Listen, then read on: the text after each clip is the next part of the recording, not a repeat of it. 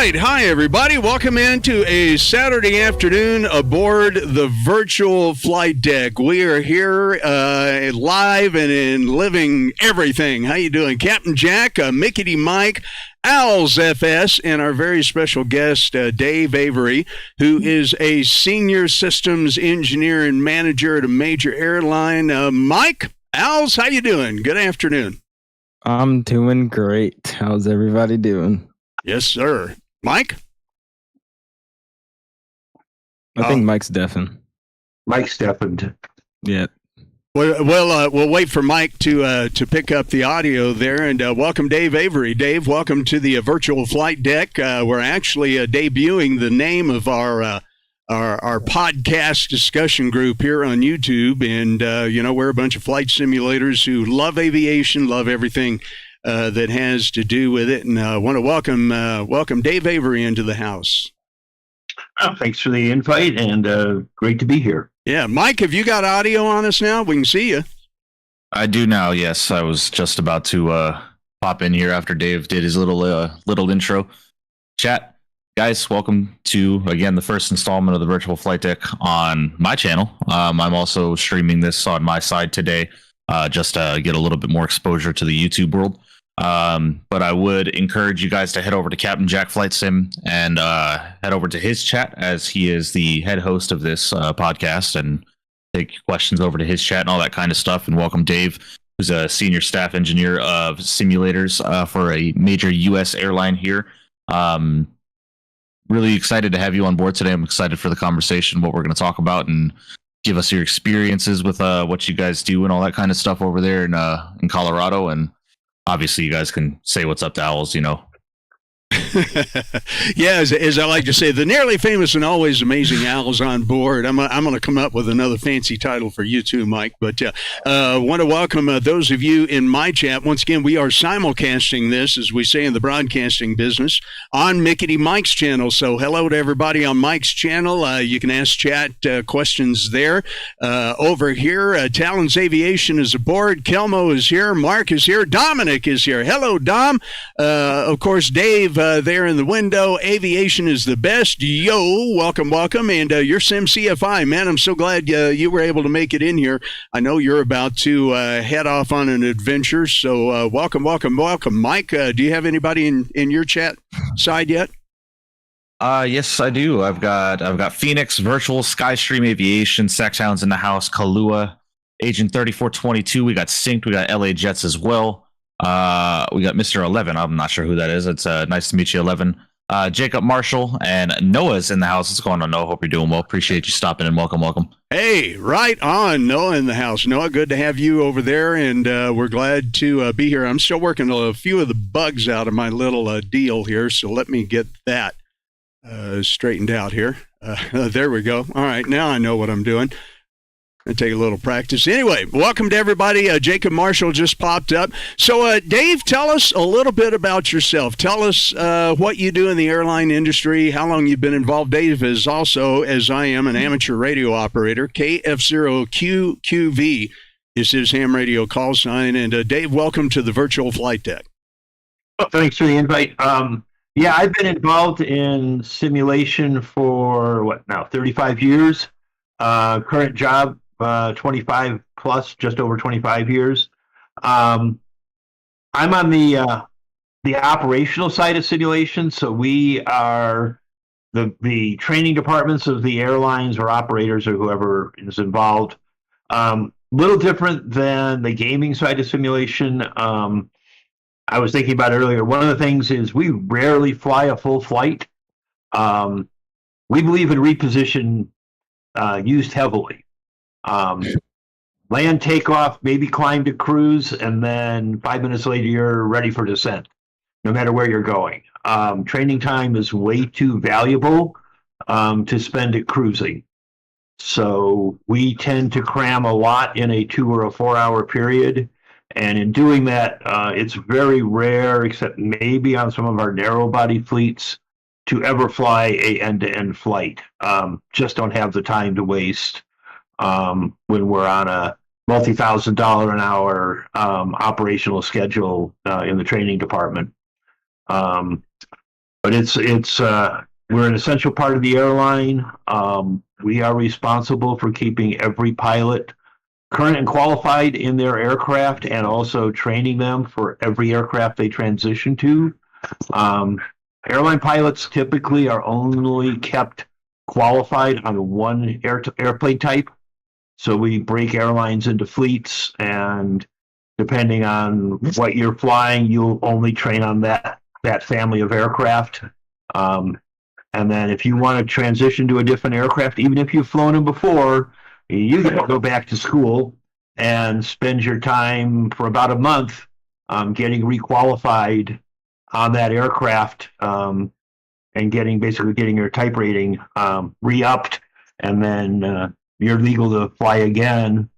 But there's a whole lot of operational training that goes into getting a pilot from starting out to getting them into an airplane, whether they're new hire or just transitioning fleets. They've got over a month of classroom and simulator time, typically 10 procedure trainer and 10 full flight sessions to get you current on an airplane. And then if you're regularly flying, you just come in for a day or two, twice a year or twice every 18 months. And we teach you on one session, and then the other 9-month period, you actually get to sit in with an examiner and put your license to risk and go have some bad times. Dave, you said several things in there that made me want to ask a couple of questions. I want to say hello to Graham in Scotland, who's watching, as a matter of fact. Your SimCFI is here. Said in my training in PPC, you get redone every 15 minutes. Okay. And did a full flight once in the sim. Dave, tell us a little bit about what that picture is over your right shoulder there. And tell us about some of the simulators that you keep an eye on and that you deal with all the software and instrumentation and everything in your real life work there. So this is a picture I've used for a long time. It is from the manufacturer of our simulator, so it doesn't have any airline markings on it. And so this is a CAE 7000 XR series cab. What's inside it could be any airplane in the world, whether it's a Learjet or a A380. On the outside, they all look the same. There's absolutely nothing to tell you what cab has been stuck inside that box. This is a modern sim, so those legs underneath it are electric drive. They're not hydraulic anymore. And as you can see, it's all very fiberglassy and smooth. Other than those bomb bay doors you can see on the bottom side, which get you access to the actuators for the controls, rudders, pedals, columns, wheels, whatever they might be. Everything else is up on board inside the enclosure. I've actually got another picture. Let me swap something here. Hey, Dave, while you're looking for your picture, I just want to tell you, I know that Owlz is planning on building one of these in his backyard here sometime soon. Right. Yeah, we're all going to his house for World Flight next year. Right. Yeah, actually, I don't have it up, so I'll work on that in a minute. But I've got a picture of a multi-sim area. Actually, did I put it in this one? Yeah, that one. This one. Yeah, that looks familiar. That's actually in the factory. That's 3 sims under construction. Wow. But that's typically what a sim area would look like. In our case, I think we just put our 53rd sim in the building now.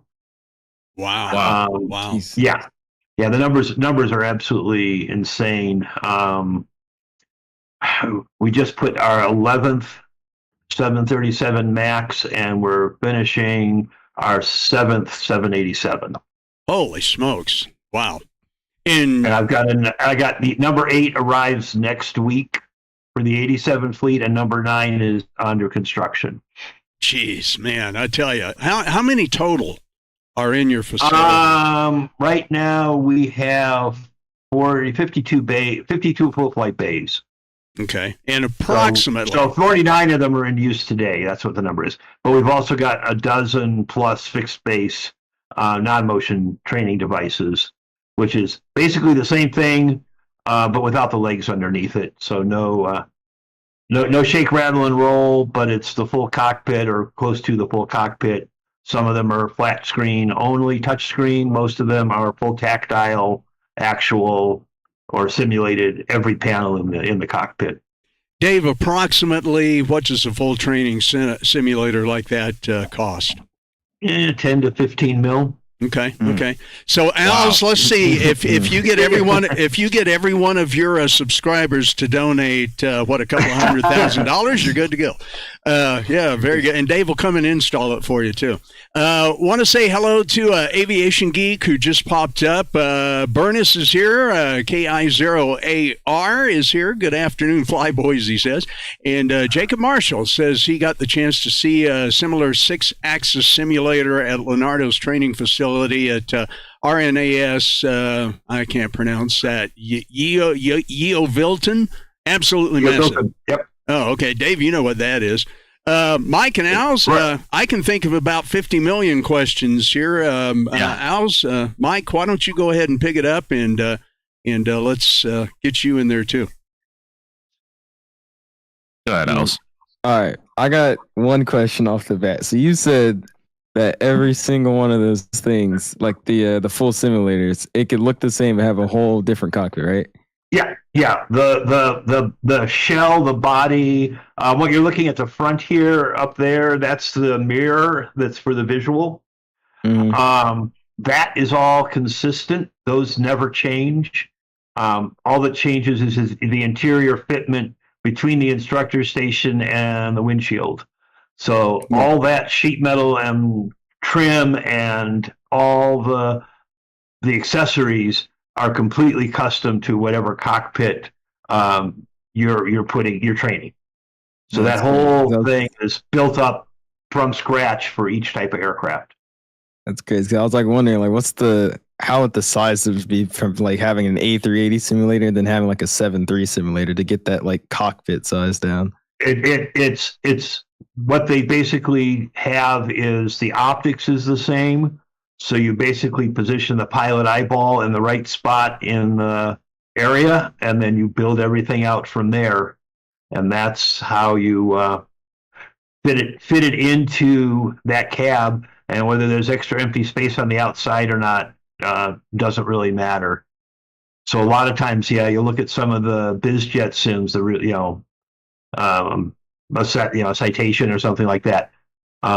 There's almost a wall with a whole cave hole in it between the instructor and the crew, because there's a little area for the crew, but then the back of the sim is full size for the instructor and the rear area behind it.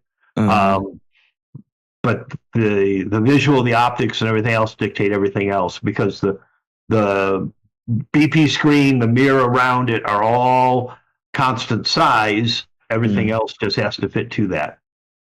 Makes sense. Yeah, Mike, you want to go ahead? Just simple one is just run me through your day. What does a day in the life of a senior staff engineer look like at the training facility? Pretty boring. I don't think it can be that boring. Well, so think we're a training facility. So the sims are basically occupied from 6 a.m. till either 10 p.m. or 2 a.m. by crews that are training. So while a crew is training, we're not involved. The sims are being run by sim instructors. We've got a maintenance staff on 3 shifts a day. We're a 24/7 operation. Obviously, if we start at 6 a.m, we go till 2 a.m. So the reality is we're mostly desk workers. Grading results of qualification tests on the sim, proving that the sim is what it is. We have to do that every month. Working on projects, working on software. In my case, I also handle the networks that tie all the simulators together in the campus. Because there are so many of them, we're such a large campus. It's almost a quarter mile from my desk to the furthest sim.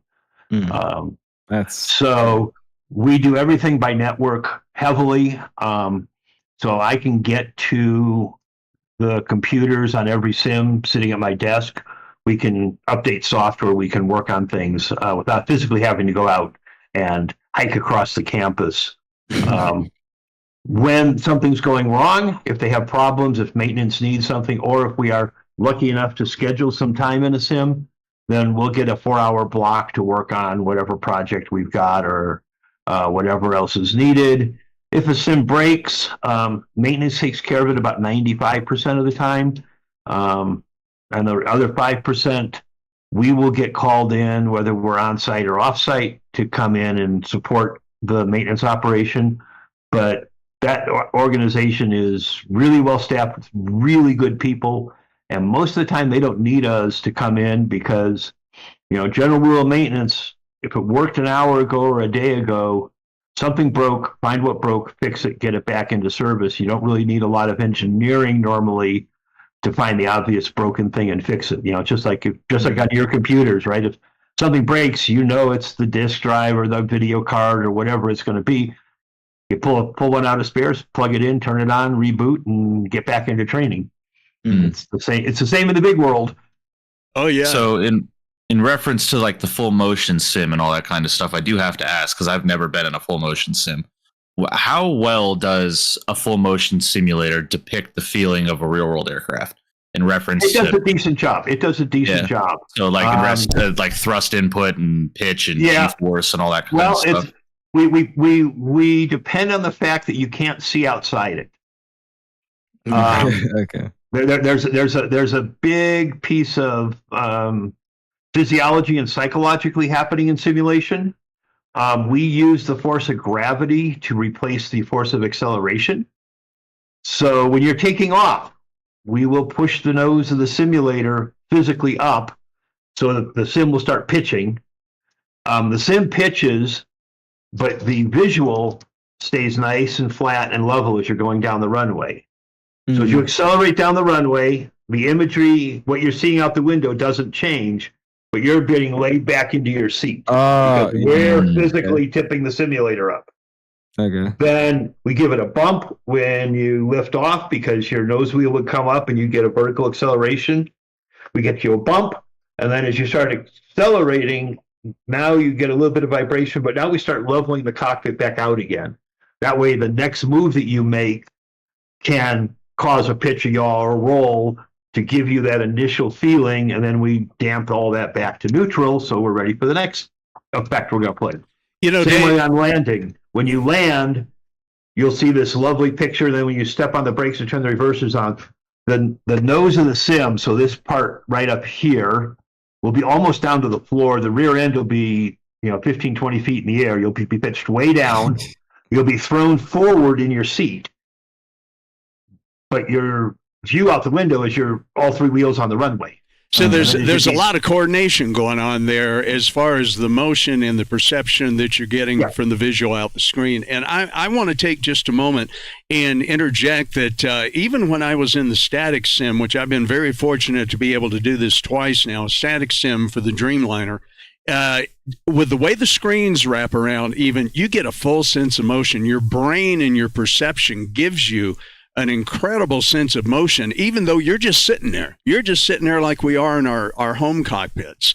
But the way it's set up, you get a really, really distinct feeling that you're actually moving. But I've experienced the full motion as well. Very blessed to have gotten to do that. And man, I'll tell you guys, I can't wait for you two and anybody else who gets the opportunity to get a chance to do that, because it definitely is an experience. Talon's Aviation is here, your Sim CFI. Jump back in. My Sims swear at 5 a.m. not fun, he says, and he also says it's crazy how the Sims are their own mini city, electric, air, oxygen, marvel of technology. And Noah asks specifically, Dave, what is the hardest maneuver or procedure that newer airline pilots training in the Sims tend to struggle with the most? I would say we have a FAA mandated a new set of training we do now called UPRT, Upset Recovery and Procedures Training. Basically, we blank the visual, put you in the clouds, And then we put the sim in what used to be called an unusual attitude training. Could be 30 or 40 degrees nose down, maybe rolled 30 or 40 degrees left or right. Maybe 50 degrees nose up and roll 30 or 40 degrees left or right, or maybe straight ahead and just up or down. And then we release the sim and you got to recover. That takes, there's a definite precedence on what moves you make first, pitch or roll, get out of it.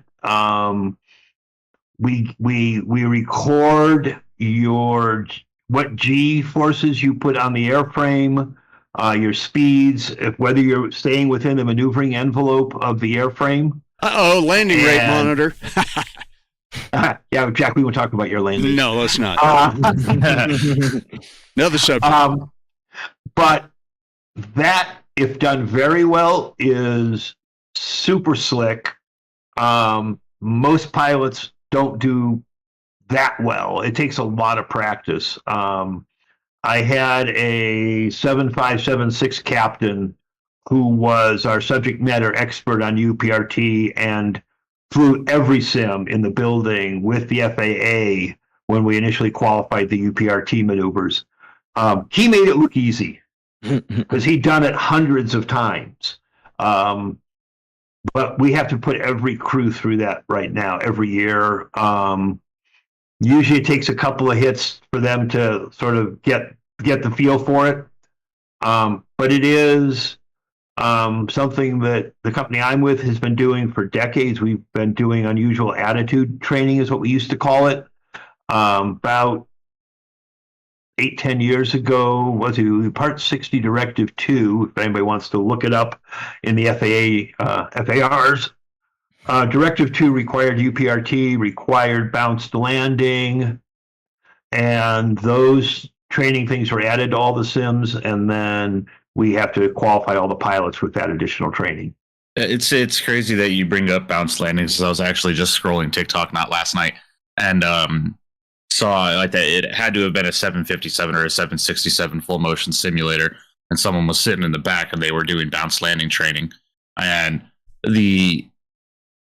now I don't know if they added more effect to the video itself because of where the guy was sitting in the back of the cockpit. But as soon as they hit that runway, they all like went down in their seat and then went right back up into the air, set full thrust, so you can see them pitching back and all that kind of stuff. And you hear the captain call out bounce landing, and he's like, all right, go around and all that kind of stuff. But just seeing all three individuals in the cockpit just like do this motion when they hit the runway, I was like, man, I have got to get into a full motion sim at some point in my life. I have got to do it. Yeah, it ends up bounce landings were, from a technical point of view, one of the hardest things for us to implement because most bounce landings are caused by pilot error. Yeah. Right, an unstabilized approach, way too much vertical rate of descent on impact, touchdown, whatever you want to call it. But we want to do a bounce landing without the pilots doing, hi, you're going to fly into the runway and, keep it at, 2,000 feet a minute till you smack and then get out of it. That's not good training. Yeah. So what we end up doing is hitting the airplane with a massive downburst at like 10 feet and smack it. Because that's the only way we can actually make the stable approach unstable is smacking the airplane down with airflow, right? Because it's flying. Yeah. So that's one that took a little bit of finagling to make it provide the effects we needed for training. It's obviously not something you would realistically see as we're flying an actual recreation of a scenario that would happen in the real world. You wouldn't get that massive a downburst that localized in the real world. But to meet the FAA requirement for a bounced landing training, we do what has to get done. Yeah. But yes, it's a good bump, and you will see everybody in the cockpit go, whoa.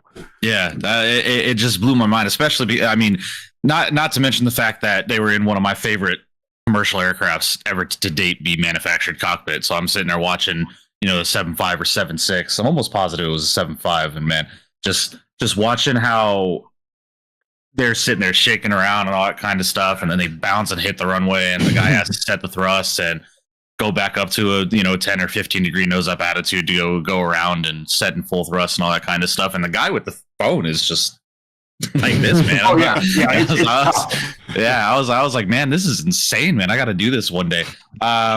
Just to head over to my chat really quickly, I got Just Pilot in the house. Pilot Rocky Fly with Falco and Isaac Johnson. Isaac says, "Why is Owls in a forest?" Don't ask, okay? Jeez, I want to be in the forest. Well, he landed at Okinawa the other night. He's just at exactly. The beach. I'm vacationing. Yeah. Are you hanging around with South Park or something there? It looks like one of the South Park cartoon styles. Yeah, it looks like he's in an episode. He's a Nickelodeon episode right now, but I feel like you're about to do the ABCs for me. Hey, oh, very good. Let's see. Jacob Marshall says, Dave, so it's all down to using he calls it the cinematographic illusion. I don't know if he's joking with me. I don't know that word, so. A lot of it, yeah. I mean, we're definitely using your inner ear to trick you into thinking that accelerations in the longitudinal and lateral acceleration are happening. I mean, we can actually move the sim front and back and side to side a little bit, but most of our acceleration feel is done with roll and pitch. So the same way, if you're taxiing and you turn hard and scrub the nose wheel and you're getting thrown to the side of your seat, we're just rolling the simulator and you're falling over. Wow. Yeah. Right. Again, we take acceleration and turn it into roll attitudes in whichever axis, because your ear is very good at fooling you. I got a question. So you're saying you keep referring to we'll roll it, we'll pitch it. So the people in the back, are you guys actively No, it's all programmed. Oh, okay. That's what I was thinking.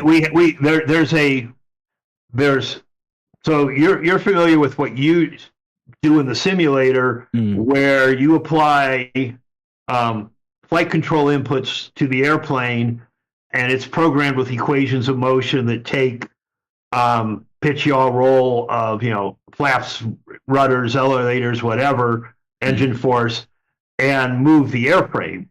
But we've got another secondary set of equations of motion that take the calculated pitch, yaw, roll, and the three accelerations, forward, lateral, and vertical, and turn those into body position, and then take that and turn that into leg positions and drive the cab to whatever we want it to do. But then there's a whole secondary set that are not just those numbers, because then we have to wash it out. So we put a value in to roll it, pitch it, whatever, but then we don't want to stay there because we want to roll back towards neutral over 20, 30 seconds, so that if you do something else, we have a fresh frame of reference that we can twist, rock, rattle, and roll again from there. So it's the deriving that set of control laws that turn airframe attitude and accelerations into motion platform attitude and accelerations are one of the pieces of software that the sim manufacturers tend to guard pretty heavily, because that's the feel of the sim, and that's one of the things they're selling. Hey, Dave, I've got another question for you, too. Tell us about the computers that run the simulation. Tell us about, how they might, for instance, stack up with, what we have here in our homes, that sort of thing. They stack up like junk.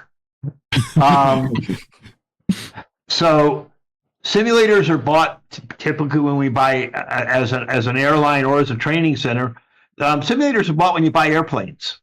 We, as an airline, buy an airplane, and we expect to operate it for 20, 30, 40 years. 757s at my airline are all 40-ish years old now. Yeah. So are the simulators.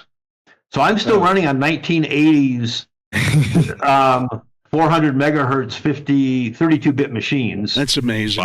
Wow. With 64 meg of RAM on them that run the 7.5 sims. Wow. Really?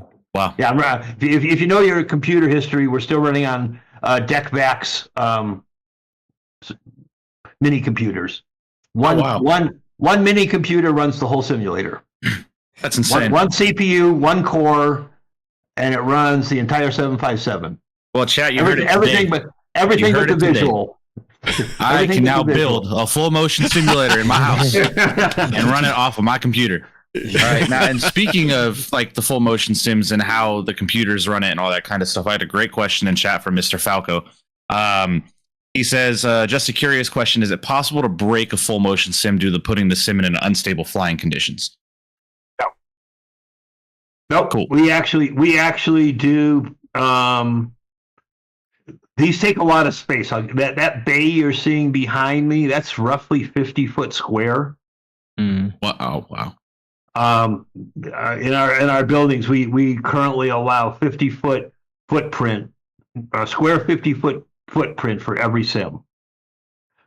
Because if you look at that, right, we're here. If you pitch it and move it, there's a lot of structure up here above the leg. And if it's pitched to the side or to the front or back, that structure is moving beyond the center of movement in whichever way you're moving. So even though the legs don't move that far, the top of the sim can move pretty far. So it takes a pretty good room. But we actually do run limit tests on the simulators during acceptance and pitch them in every direction to their max limit of travel to make sure that we're not impinging on any building structure. One of the things that I know of training centers, we have not had this problem, but I do know of training centers that have to limit their motion and have to put like optical sensors from the floor to the ceiling to shut the motion down if it would lean out beyond where it's programmed to go. That's certainly a risk. But if you got enough room, no, you can drive them to every direction. There is a condition called lean out. Some sims, this particular model I don't think you can actually lean it out. We're such that if there was enough mass up on top, high on the sim superstructure, you could push it far enough in one direction that the leg didn't have enough force to pull it back. That was a condition, and there are escape ladders or ropes in every sim in case you would lean out and you couldn't bring it back down to where the stairs or drawbridge could reconnect and let you off the easy way. But usually lean out requires a failure of, a sim that's got weight distribution that it could naturally stay suspended, and a failure of the motion system so that you don't have the forces to pull it back. So if you leaned out somewhere in whatever direction it was, and then you lost hydraulic pressure on a hydraulic sim or you lost power on an electric sim, I could stay there. The electric sims all have battery systems in the motion control cabinets just for that, just so they can do an emergency reset basically and suck all the legs back to the ground. Because it is a concern. I mean, if you look at these legs on this sim here, this area right down here is actually a big electric motor. And then there's a lead screw that runs up inside the length of the leg that pushes the rod in and out. So that's I don't know how many horse motor down at the bottom of each leg, but they take probably a 4-aught or 2-aught wire for the 3 phases going into the motor. Wow. That's some heavy duty power. What's the power supply for this thing look like? It's a 8-foot long cabinet, 4 foot high and 2 foot deep, and takes 400 volts. It does 200 amps. All right, so I retract my last statement. I can't run a full motion sim on my home build. Yeah. Sure you can. You just gotta call the power company and tell them you need a new transformer outside just for you. Dave, you know, one of the things, once again, that I was really surprised at when I was in the simulator is that frankly, guys, the visual scenery that we have in Microsoft Flight Simulator is just vastly superior. Looks really so much more real, all of that. Dave, why is the shall we just say it this way? Why is the scenery, is it not that important as far as you know, what you do in the real world sim trainers? Yeah. We care about the airport environment. So basically from 1,000 foot to the ground, you know, a mile outside the extent of the runways, taxiing and terminal, we model those well. Hate to say it, but the rest of the time, all that beautiful scenery you guys look at, yeah, we put a cloud layer in between that and the airplane. Oh, so you get to see white. Nice. Pretty much white out the window is the normal environment in a simulator. Yeah. We're really concerned about the maneuver we're working on and what we're training. All of our pilots are obviously IFR rated. They're all used to flying on instruments.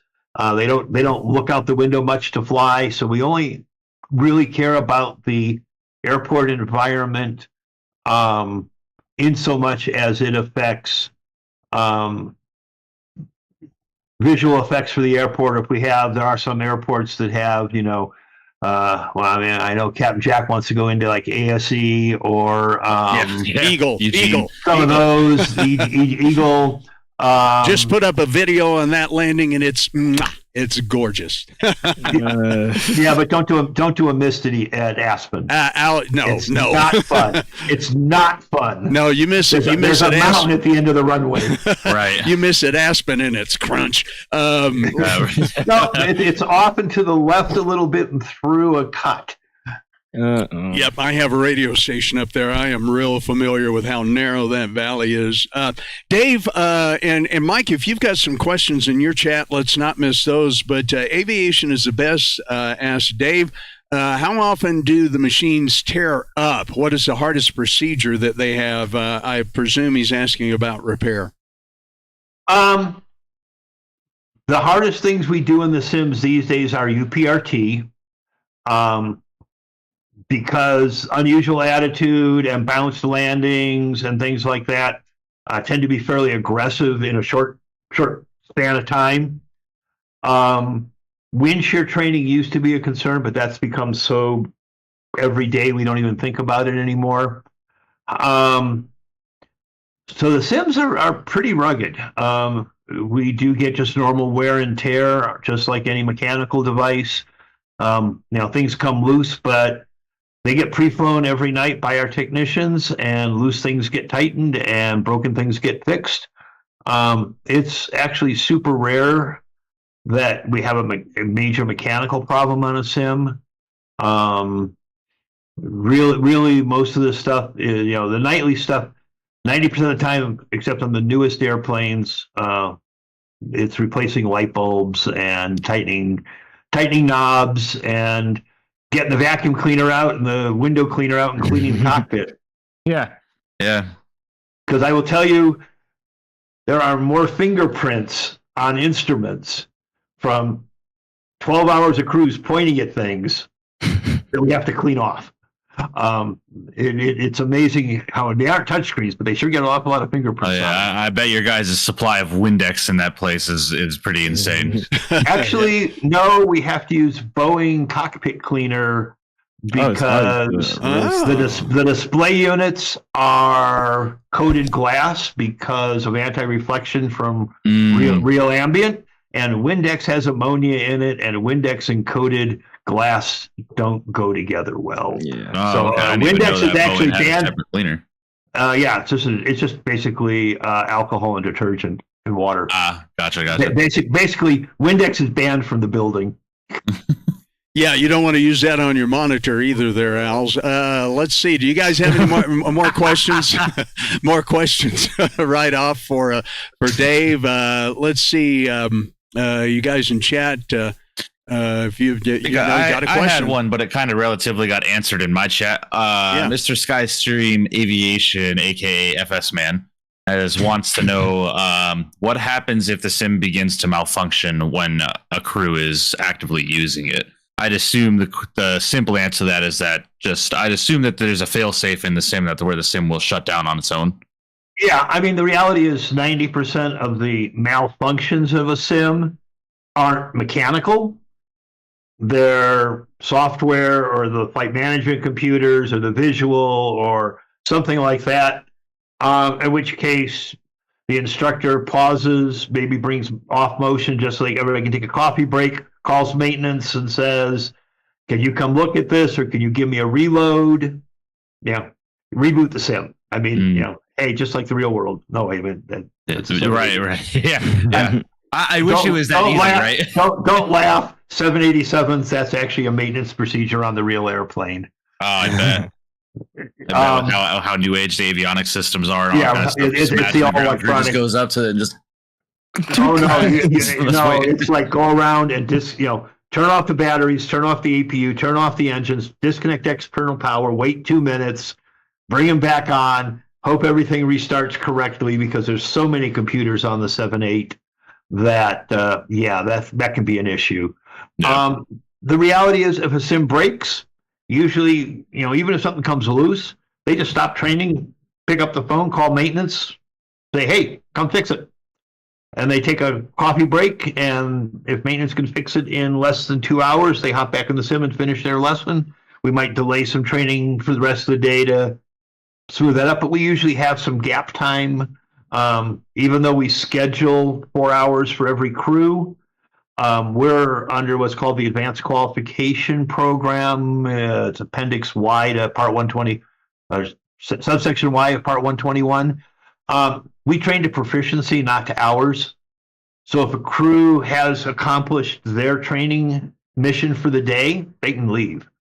So there are some 4 hour periods that we know from experience take 2 hours, 2.5 hours. And as sim engineers and as the maintenance people, we'll watch for those periods sometimes and keep track of the sim. And if the crew gets out early, we might sneak in and get a half hour of bonus time that we can work on something before the next crew comes marching down the hall going, hey, can we get in early? Because we want to go home early. And that happens every day. Yeah, I can imagine. I actually do have a very... starting at 6 a.m. Yeah, I was going to say, starting at 6 a.m. is what we say. At 5 a.m., the crews are chomping at the bit going, can we get in the sim? Yeah.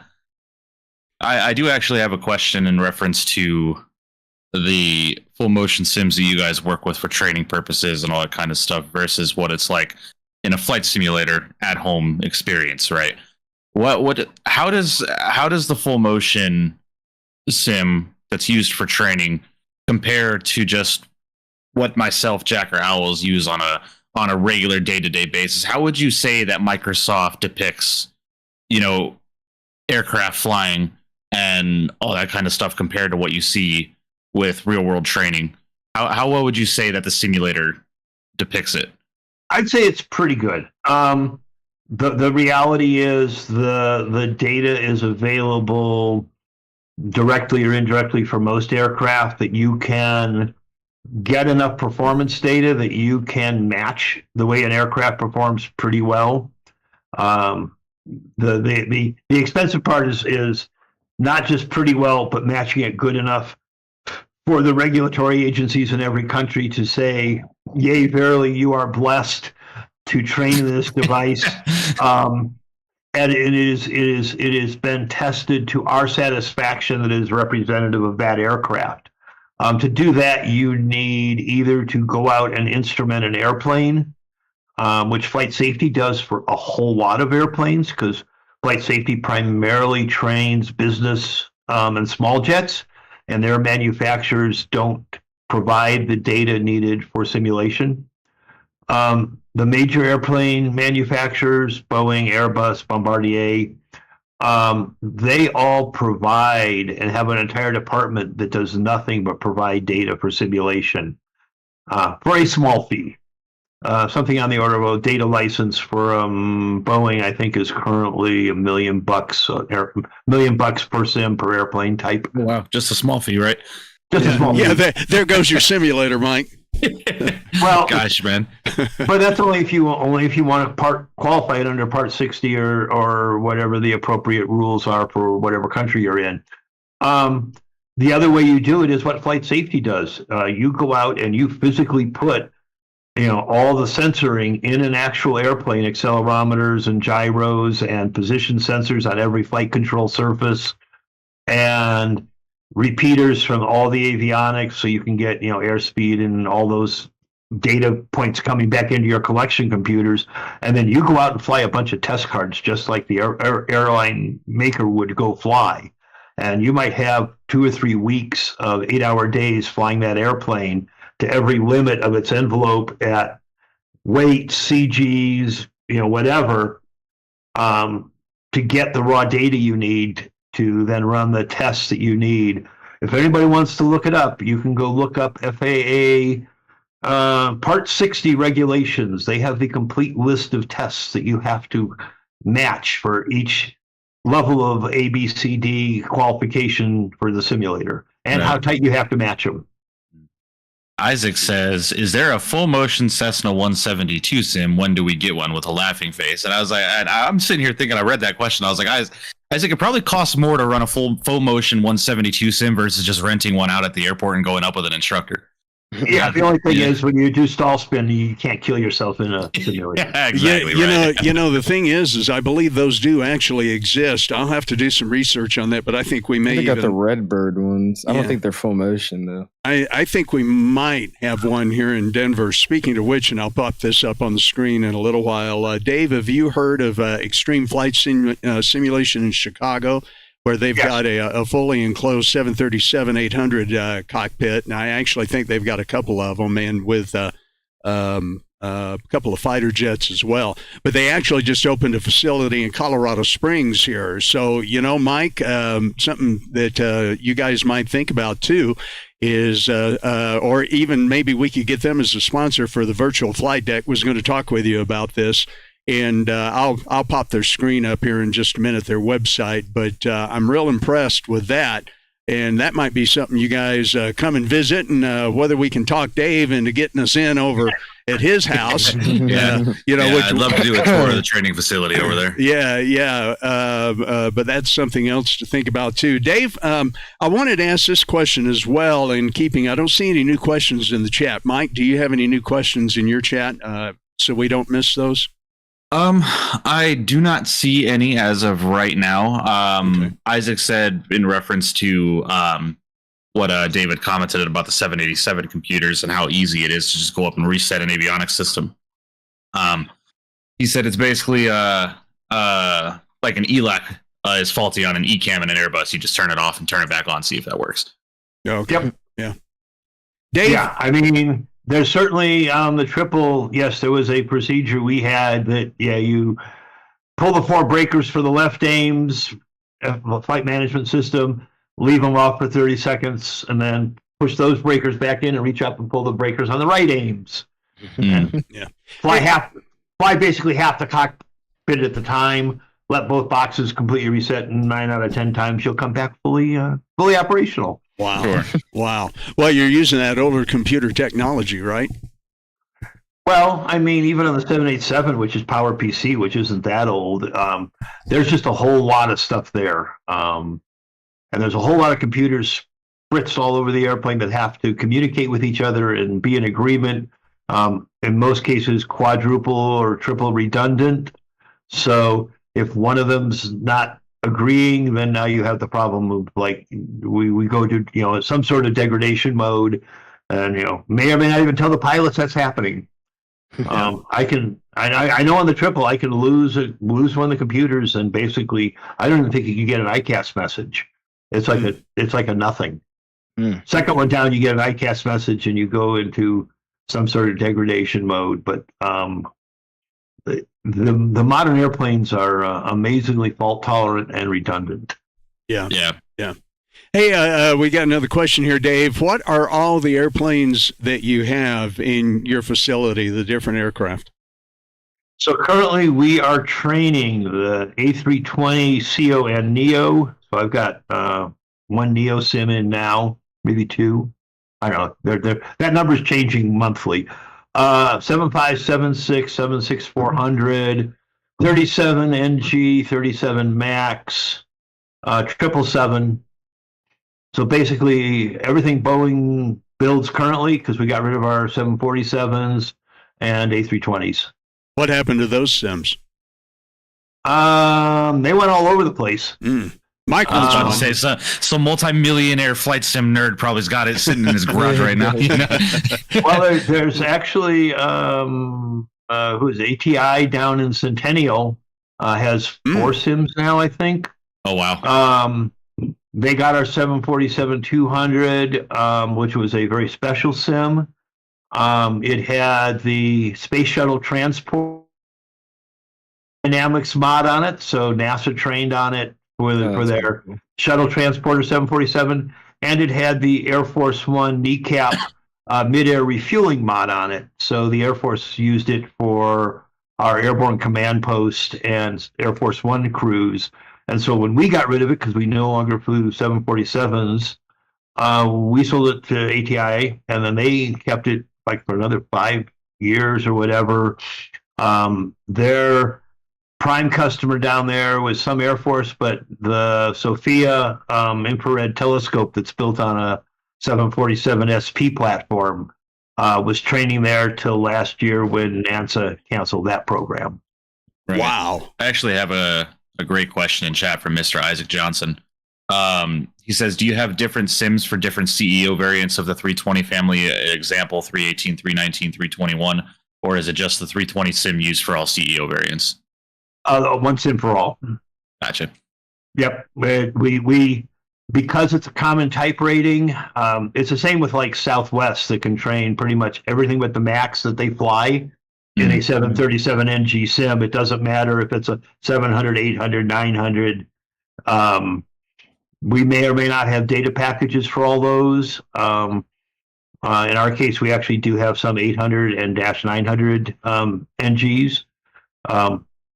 But in terms of scheduling training, they're interchangeable. I got a follow-up question to that, because like I've heard like with obviously flying a 319 and a 321, it's a longer. So can you make it like feel a little bit heavier, or is there different procedures they learn relative to like a 321, or is it just we actually don't. And it was sort of the joke I was mentioning actually with you, MickityyyMike. Was it Mike was flying the 777 2 nights ago, Jack? That would have been Owls. He was flying a 777. So when if you mean in my stream, that was John. It was John. Okay. Yeah. When the because the question came up about control field, because Jack was flying a light airplane and the triple was behind it, and the reality is triples fly by wire, so you don't have any control field connected to the flight surfaces. Right? It's all back driven. The 777 was designed so that its roll rates, pitch rates, and all those numbers were similar to a 757, I believe. So they built the control laws for the pilot input to match an airplane they were already pretty familiar with. So it doesn't really make a big difference on most transport category aircraft because they're all hydraulic boosted controls. They all fly the same. The control field, everything else is pretty independent of what's sitting behind you on the actual aluminum behind you. It's not like a private airplane where you got push rods and cables connecting you to the elevators and ailerons. On big airplanes, it's all you're providing input to power control units that actually move the flight surfaces. So all the feel, even on a non-fly-by-wire, is pretty artificial. Unless you've flying full manual reversion and you failed all your hydraulic systems. So I've actually there's a real world commercial captain who live streams on YouTube. His name is V1 Simulations. And he talks about that all the time in the Airbus, going into alternate law and all that kind of stuff when he has different failures and that kind of stuff that brings the airplane into alternate law, and the difference in the feel of the side stick just based off of your fly-by-wire systems going into alternate law. It's just a very sluggish feel. Airplane doesn't respond nowhere near as well, all that kind of stuff. So it's awesome that the airline industry has gotten to a point, or the aviation industry in its whole with technology advancements and all that kind of stuff, has the ability to bring a crew literally into a bubble and say, hey, we're going to recreate and train you to do exactly what it is that you're going to have to learn how to do. And then once you're done here, we're going to bring you into the real aircraft. And there's zero difference between the two, right? With the exception of now you're in the air versus, sitting on a couple of tripods holding you up in the air, So like it always astonishes me how much technology has gone into the aviation industry to help crews train. I mean, for example, like when I was training as a student pilot, my day was just walk out to the Cessna, do your walk around, make sure the prop doesn't have cracks in it, and let's go. Right.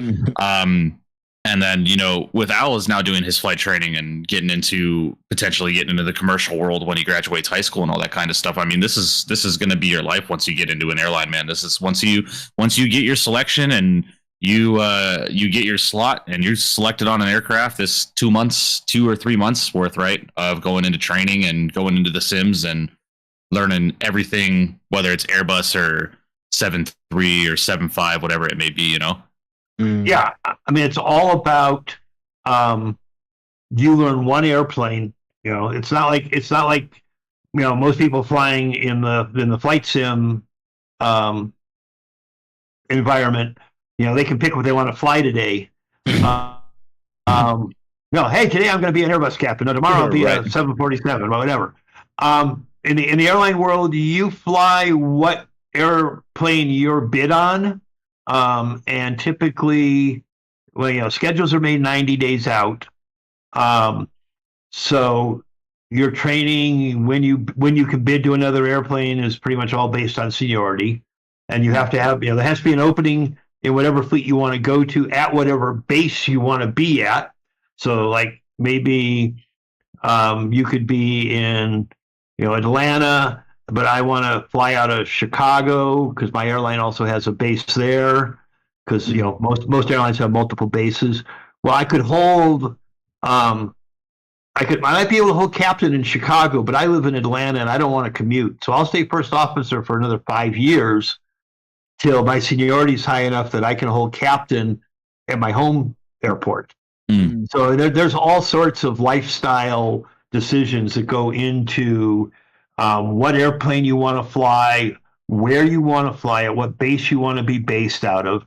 One of the things you got to think about is, as an airline employee, you don't have to fly where you live. Yeah, I can live in California and be based in New Jersey. Yeah, I actually have a real world friend of mine who I've known since I was a child, who is an airline captain on the 7.3 with American right now. And if I'm not mistaken, he still lives in Vegas, but he's based out of Miami. So he holds a captain slot out of Miami, and he commutes 5 hours to and from work every time he goes into work. He loves it, but he loves it. So he's just like, hey, I'm gonna jump seat with the crew rate real quick, get to work, and then I'm gonna start my trip week and and turn back around and come home. Yeah. The only proviso is if you're flying from your home to your base, it's on your time, and you got to make your own travel arrangements. Right. So there's got to be open seats because you're not positive space. You're flying as a non-rev. Right. If you've reported to your base and your first flight is from a different airport, then we're moving you as part of your day of flying, at which point you have a reserved first class seat. Right. So there's two very different ways that pilots, you can see crews in airplanes.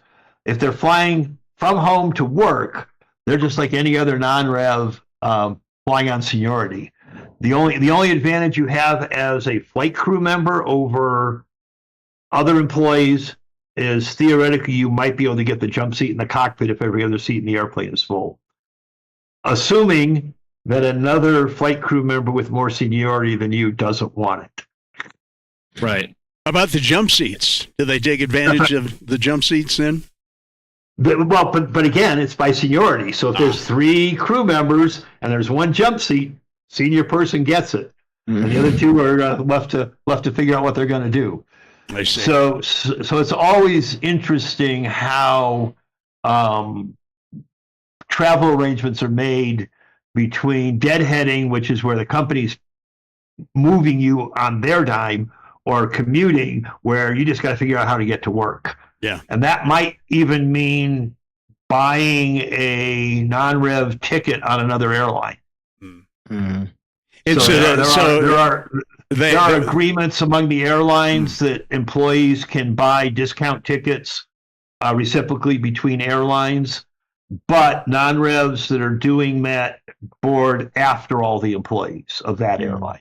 Okay. Gotcha. Okay. So I mean, there's a whole series of boarding classes that you can be qualified into depending on, are you on vacation travel? Are you risking everything and taking the super cheapest employee rate, but you board after everybody else, but you can fly anywhere for basically free versus almost free?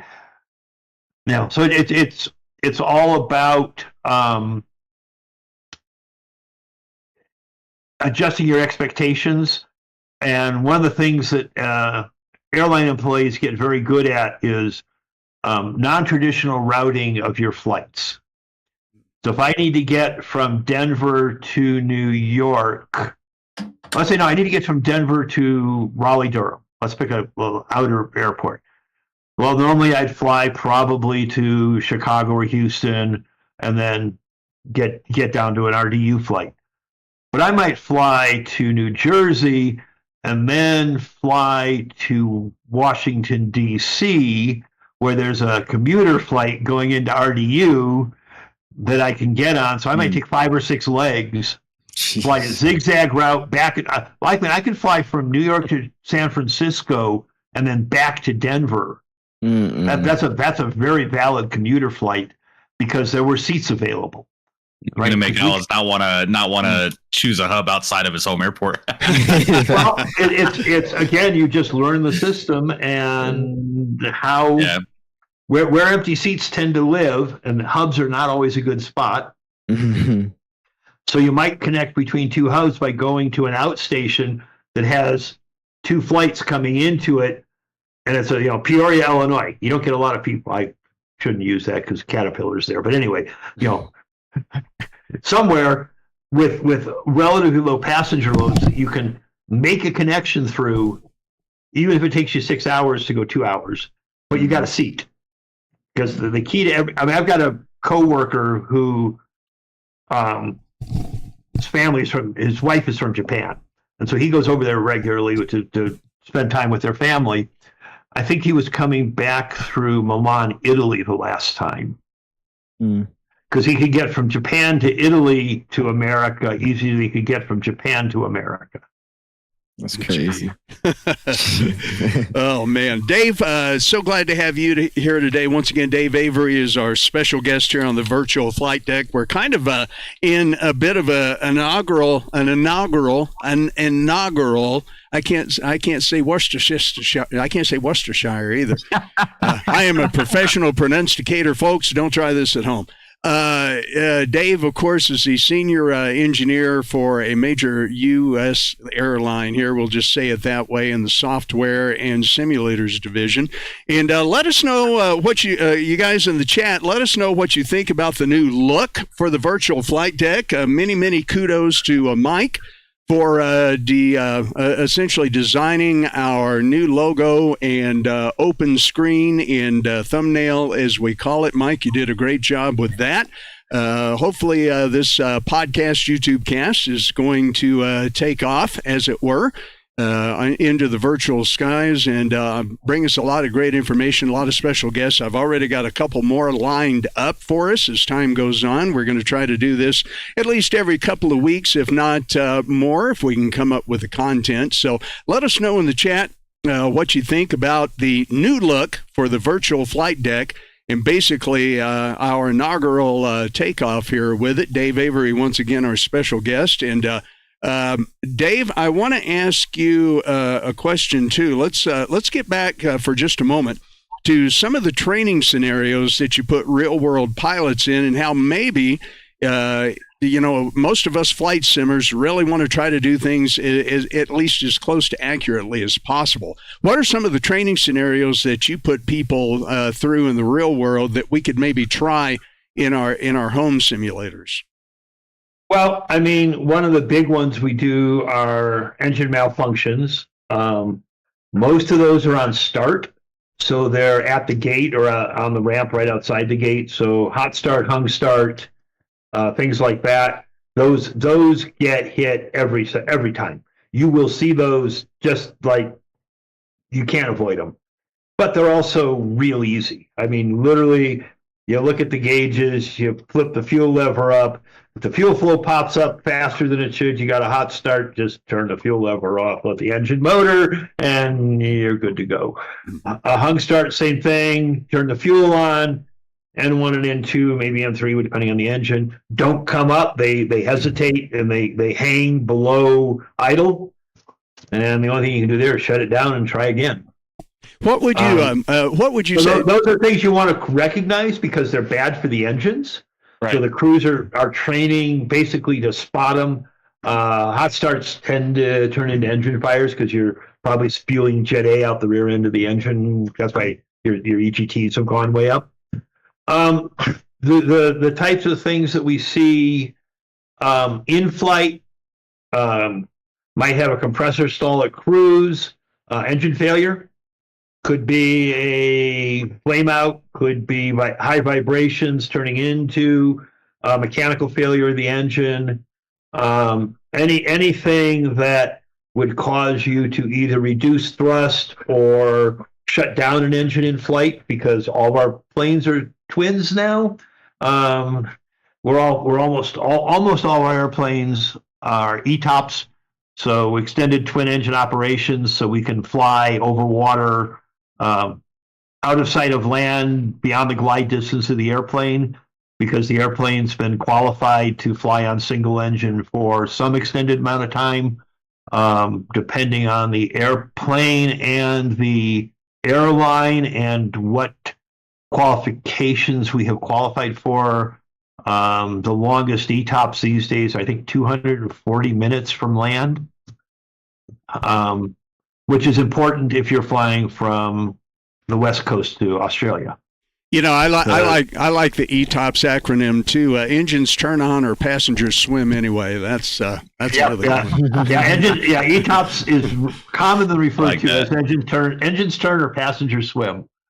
Dave, on average, you get your pilots in there. They train for all these scenarios. They do all of this training, and hours and hours and hours spent on it. One question you and I talked about this the other day, as a matter of fact, on the amateur radio. How many failures over the course of a career, on average, do you think that pilots may see that they've trained for, inside one of your sims? Probably less than a handful. Airplanes are so dang reliable that real emergencies or things that are really abnormal just don't happen very often. Even if we have 100 major incidents in our airline a year, we do 1,000, 1,500 flights a day. I think it's close to 2 million flights a year. I don't even know what the current numbers are. They're ridiculous. But 100 incidents is such a tiny percentage of all the flights we do. We've got, I think, currently 17,000 pilots in the pilot cadre right now. If there's 100 incidents a year and you fly for 20 years, that's only 2,000 incidents that you could have possibly been exposed to, but there's 17,000 of you. The numbers are in the favor of very rarely ever seeing anything. But that's the beautiful thing about these training simulations and all that kind of stuff, is that even though it's such an abnormal condition to potentially see even in your entire career as a commercial pilot, that if it does happen, that these simulators that we have nowadays for the major U.S. airlines or airlines around the world, I mean, I'm pretty sure every airline has at least one sim, or they contract with another airline to use theirs. That these sims can prep you for that type of stuff, right? And that's actually the biggest reason we train, is you're so unlikely to see something that we want you to have seen it at least in a recent enough memory that it's not like, oh my God, what's happening? It's like, oh, right. Okay, yeah, I've done this. You know, I've got two memory items, and pull the checklist out, and maybe pull the flight handbook out and do the expanded checklist, and pick up the radio and say, hey, we got a problem, and we'll all go home for dinner. Yeah. And for those of you in chat that don't know what he's referring to, that would be considered recurrent training for a U.S. commercial captain or any. I don't know how it works in Europe, but I know at least here, if I'm not mistaken, recurrent training happens every 6 to 18 months, if I'm not mistaken. You're in the box every 9 months. Every 9 months. Okay, sweet. I also did get a question in chat that I've been waiting to ask you about, and I'm not sure if you'll be able to answer this, but how does the common type rating work for the 787? This is coming from Isaac Johnson, because he says if he remembers correctly, the 787 type rated pilots are usually 777 rated as well. So, at least in our airline, we split them. Okay, so they're separate. They are separate. Yeah, they are separate type ratings. However, during the initial spin up of the 787 fleets, Boeing had approval from the FAA to do 787 training in a 777 sim.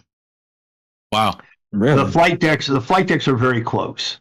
Not visually, obviously widescreen versus NDs. Yeah, DUs. But operationally, they're very close. Little differences. The CDUs are obviously different because you have the cursor control device on the 7.8 that you don't have on the triple. You got the knob. But the airplanes fly close enough. The overheads are almost identical. I've noticed that in the sim. I've noticed that the 7.8 and the 777 overheads are almost mirror images of each other. Yeah, except for the thrust asymmetry compensation switch on the triple that doesn't exist on the 7.8, and it doesn't exist on the 7.8 because it's 100% all the time. You can't turn it off. Which for people that fly small airplanes, it's a piece of magic. On a 777 or a 787, if you fail an engine, normally you have to push on the rudder for the dead engine to compensate for the asymmetric thrust. On the 777 and the 787, it automatically moves the rudder, so you don't even have to touch the rudder pedals, and it retrims the rudder as the engine is failing, and it just flies straight ahead. Yeah, it's a wonderful piece of design. It was first introduced on the triple, and on the lifetime of the triple, by the time the 7.8 came around, they had enough experience with it that they said, this just works. We're just going to make it part of the standard setup. You won't be able to turn it off. It's just always there. But other than that, the overheads are basically identical between the two airplanes. That makes it, most of the procedures that the crews operate are the same between the two airplanes. So that's why you have, it's not a common type rating, but it was allowed to use cross-device training. Makes sense. Dave, more questions that I have here. Al's, Mike, of course, jump in with what you have and what you have in the chat. Don't forget, guys, to on both channels, Be sure to smash that thumbs up button. Subscribe if you haven't. Mike and Owls have absolutely amazing content, and you're going to want to check them out if you haven't already, although I know many of you have, of course. And we'd like to also remind you that I stream here on Wednesday evenings just about every week, and every other week on Monday nights on the Captain Jack Flight Sim channel. And Dave, let me ask you your overall opinion on what we do here with Flight Simulator. You've had a chance to watch some of us and see what goes on. What's your overall opinion about what we're doing here on our streams and how we fly? I tell you, I always put this in Al's and Mike's chat after they've landed. Is like when I grow up, I want to land like Mike and Al's, land the airplane, and then I'm going to ask you a real world versus flight sim, all about landing rate monitoring, everything. We'll get to that here in just a second. But what's your overall opinion, Dave? I'd be real curious to know. I love it. I've been around the computer or hobby flight simulation world. Probably started. Oh God, I don't know. Let's see. Back probably with green lines and DOS. Probably on a 286 with Windows 3.1 when Bruce Hartwick still had Flight Simulator before he sold it to Microsoft. And I used it a fair amount. I lived outside Chicago, and hey, Meigs Field was great. Oh yeah. But so I've been aware of it. I've certainly seen the virtual ATC environment, which I think is a really nice adjunct to what you guys do. And in fact, we don't do it there are some of the European airlines that sort of do that. We don't do it. We don't get that much ATC involvement typically in what we're doing. So usually the instructor just plays ATC. And may or may not actually pick a microphone up, or just may talk to the crew over their shoulders. So yeah, I think it's a really fun thing to do. Like I said, I certainly was involved in it from its inception back when I was a young computer kid. And so I got no problems with it. Compared to what we do, it's a different objective. Yeah. We're like I said at the beginning, we don't fly complete missions end to end 99% of the time just because we don't have the time. Training time is too valuable. We have too many objectives to train to objective during a training period. We might do a takeoff. We'll start at the gate almost always. We'll do engine starts. Probably have some failures there because there's something we sort of want to practice a lot because they're expensive. If you burn an engine up, that costs you the flight. It costs you replacing an engine. Airplane's out of service while they hang a new engine on it. So catching an engine fault during startup is when they usually fail. Good thing to catch and hopefully correct before and make your flight anyway. Then once we're in flight, we have specific objectives to meet, and we might do climb to cruise, do something on that, and then reposition to approach, past stop of descent at the destination airport, fly a procedure in, maybe have a problem there, and then we might reposition right back out to 6 miles and fly another approach, and then reposition back out to 6 miles and fly another approach where, so something different that we want to practice, or 2 different runways, or practice with SMIGS guidance lighting, or whatever we're doing. Just check the boxes. Yeah. Get it done and get you out of the sim and get you back to your hotel or back to the airport to go catch your next flight. Nice. Mike, Al's, anything at the moment? Not that I can think of. Okay. I've got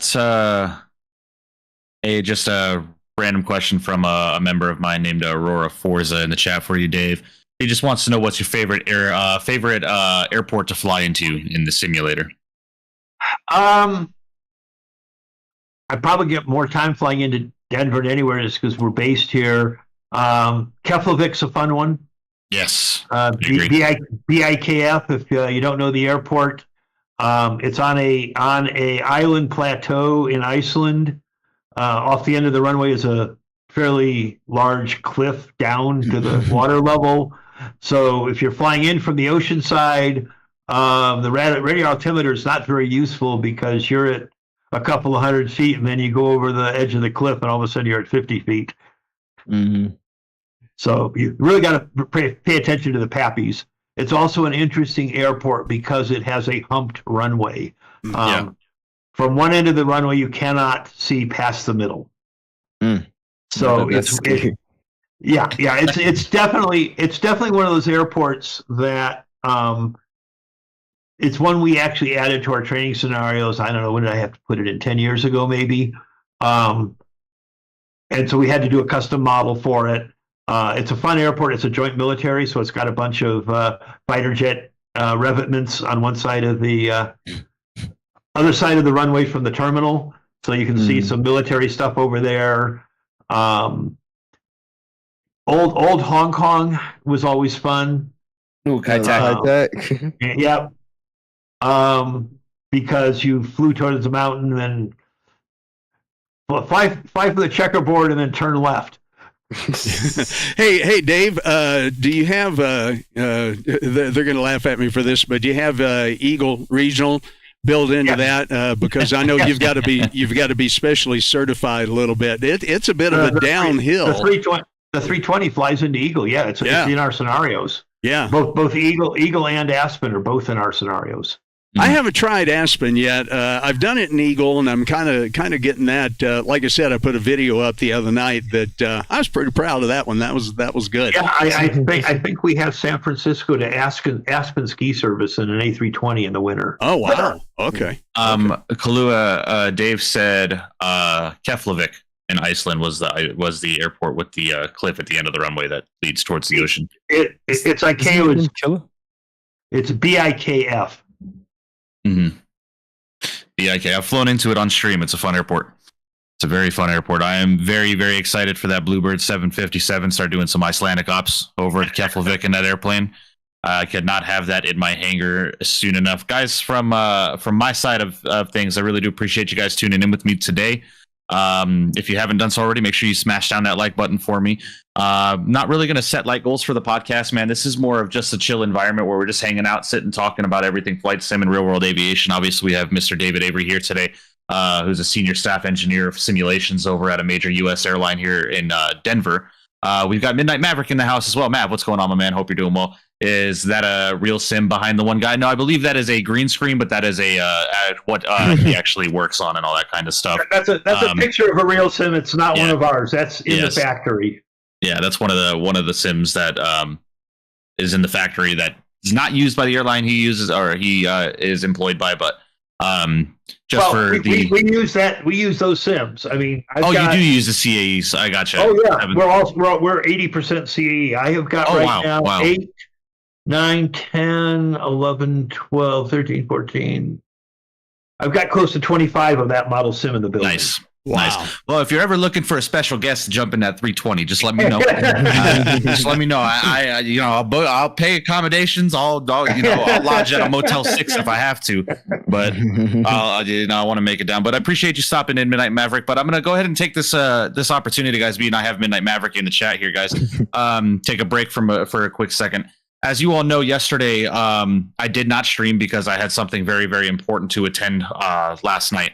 But it is official. I have officially been selected to become a part of the Wings for Hope World Flight crew. I'm officially a member of their crew, and I will be heading down to Southern California this year to do my first ever experience with World Flight, where we're just going to be for 7 days straight, traveling around the world for charity. And if I'm not mistaken, Wings for Hope has selected St. Jude as their charity of choice. So all proceeds that we receive from those streams and all that kind of stuff are going to be going directly to St. Jude's, to the hospital.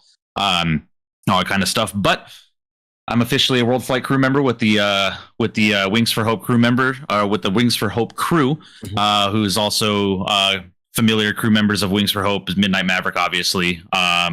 You got Mark, all those that know Mark. We've got Captain Canada, Blue Games, Jeff Fabiano, plethora of other major flight sim content creators that are going to be heading down there this year to raise some money for charity and do some flying. Unfortunately, we're not going to be in a full cockpit this year. Unfortunately, due to some circumstantial reasons, the full cockpit has since been sold by the owner that they were using last year. However, they are doing their best to replicate and build their own 777 cockpit, if you would. So because we're going to be flying the 777 this year, so it's going to be a ton of fun. I'm looking forward to it. I'm obviously not going to be there the full week because I'm actively going on vacation next week. And all of my vacation time is going to cease to exist for that. But come November, I should have a few days. So I'm planning on being down there between November 6th and November 10th. It's going to be the days that I'm going to be down in Southern California doing some flying. I know me and Mark were talking about having the interest of doing that Las Vegas to Honolulu leg. I think this is something that I'm going to try and bid on. But yes, we are officially a World Flight Crew member, so I will be down there streaming for charity, flying virtual airplanes. It's going to start off in Sydney, and we're going to fly the entire world back to Sydney in 7 days. It's going to be a lot of fun. It's a 24-hour daily event, so I'm going to be able to stream it on my channel. So if you guys want to keep up to date, but obviously, there are going to be sponsorships involved with Thrustmaster and all that kind of stuff. So there are going to be specific chat rooms that I'm going to direct you guys to go and hang out where if you're going to want to send donations, I'm going to send you directly to the World Flight Wings for Hope crew chat and all that kind of stuff. But being Midnight Mav is in the chat, I figured I would make that announcement now as the interview was conducted by Midnight Maverick, and I'm gracefully honored to be a part of the Wings for Hope crew, and I really do appreciate the opportunity. I'm looking forward to it this year. Oh, Mike, well done. Congratulations. Yeah, that's terrific. Appreciate it. You got to keep me up to date on all that, and we'll promote it over here that you're going to be there and let people know if they don't hear it otherwise. Man, that is absolutely outstanding. Guys, once again, welcome to the Virtual Flight Deck, a flight simulation podcast here on YouTube. I am Captain Jack, Flight Sim, FLTSIM. OwlzzFS is here, of course. MickityyyMike. Be sure to check out all the channels, guys, when you can. Those of you who may be tuning in to the replay of this special podcast. It's something that we got together to do to kind of further things in the flight sim community and talk about this passion that we love so much. So be sure to check out all the other channels. CST Gaming, hopefully we'll have him back before too long. EJ Davis couldn't be here with us today, and we got a couple of others who join us from time to time. But Al's going to be streaming later this evening. And once again with us, special guest today is Dave Avery, who is a senior systems engineer for all the software and the simulators at a major airline. And Dave, I wanted to ask you about landings in the simulator. Now, granted, pilots land airplanes every day.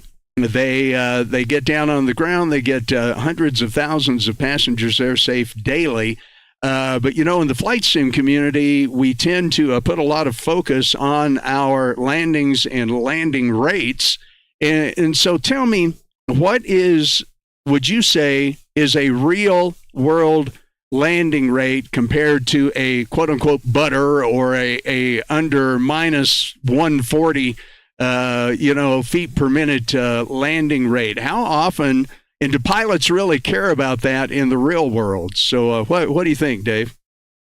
Well, it's actually sort of the opposite. Greasing one on is, it's always nice. Pilots take a lot of pride in it, but the FAA actually likes to see you plan it fairly firmly, especially if there's any contamination on the runway, if there's any weather. Greasing it on leads to hydroplaning. So we like to land them firm enough that you set the wheel mains, especially onto the runway, and plant them. And then same when you bring the nose down, you bring it down with enough velocity that you're not going to hydroplane the nose wheel. Hydroplaning, certainly on snow and water, is a real hazard.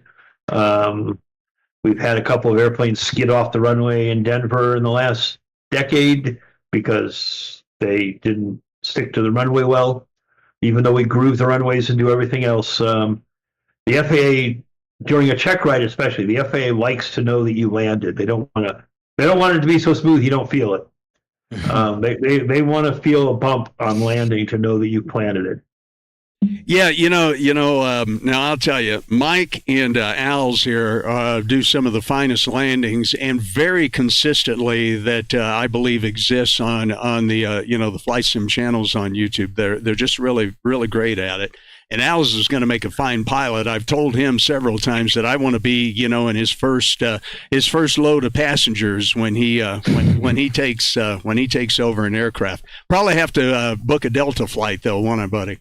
Yeah, sadly. Yeah, well, we sit here and say, man, well, I'm gonna do this. I'm gonna get to the 320 family for Delta, and I'm gonna fly for one of the best airlines that the U.S. has ever had. In quotations, right? Because there's many good airlines in this country, right? However, I'm pretty sure Al is going to take whatever job comes to him. Oh yeah, right? I take whatever. Don't matter what the side of the freaking airplane says. It's just going to be, hey, I'm in a 320 cockpit, dude. I'm chilling, man. I don't care if my call sign is Spirit Wings. You can call me. You can call me November 11156, and I'll fucking fly the airplane. Excuse my language, but quickly, guys, Dennis Aviation, really do appreciate the first class membership. Welcome to first class. Massive W's there for you in the chat. And Tyler Aviator says, for World Flight, is there a map or something with all the legs? Tyler, once I get more information from Wings for Hope about the event, I will be posting it in the Discord so you guys can follow it and all that kind of good stuff. I did have 2 questions for Dave in the chat. I'll go ahead and kind of part them together. First is, how did you end up in this type of job? And secondly, what is the most interesting part that you, in your personal opinion, about training procedures in the sim? So I'm an electronics head. Dropped out of college, got a job in the electronics industry, and have been doing electronics and field service and hardware and software for 50 years. And I was between jobs and basically got a hit for a company in Southern California that ran a old 727 sim. Jeez. Well, it was the computer in it was transistors. It had no integrated circuits. Let's put it that way. And so I was there for 10 years. I was the guy. I did everything. He was him. He was him. I was it. The owner was an airline pilot. We had 4 instructors. We did the company's other big business was weekend ground schools for all your pilot's licenses to pass your writtens. And that was a long-standing business that the owner had been doing since he was a rookie pilot with his airline. But I did that for 10 years. In the late 90s, the airline industry changed, and there wasn't much demand for flight engineers. That's what we were training. And so we basically shut the operation down. I'm like, I'm between jobs. And one of the side things that company had done is we built modified systems for other companies. And the company I'm at now was one of my customers. And they had said when I was here upgrading some of their sims, hey, if you're ever looking for a job, keep us in mind. So I did. And I called the training department, simulation department, and said, hey, you got anything open? And they said, for you, we'll make something. And so I ended up in Denver. Wow. I've been here for 25 years. So a little bit of the luck, but lots of experience in electronics and computing, and a lot of diverse experience in industry. So I had some hydraulics. I had some other experiences that worked really well for this. So and a lot of on-the-job learning, and something that the reality is we've hired a lot of new engineers in the last 5 years. Big growth, a lot of need for new talent, a lot of young engineers coming in. You can't hire a simulator engineer. There is no training for a simulator engineer. So you'll hire a mechanical engineer, an electrical engineer, an aero engineer, maybe somebody with previous simulator experience from another operator. But a huge part of it is you hire people that are good engineers and whatever their engineering background is, and then you expect for 6 months to 2 years, they're going to be coming up to speed. There's just a whole lot of OJT learning. There's no classroom. I mean, yeah, we get courses from the sim makers, but they don't. They give you some knowledge, but most of the knowledge is seat of the pants. Teach yourself. Go work on them. Learn the parts you don't know from your background. If you're a mechanical engineer, okay, the mechanics of them are something you can work on. You might become one of our specialists on mechanical systems, but you got to learn the avionics, the aerodynamics, the flight control systems, the how to operate the airplanes, right? We have to know at least some level how to operate every sim.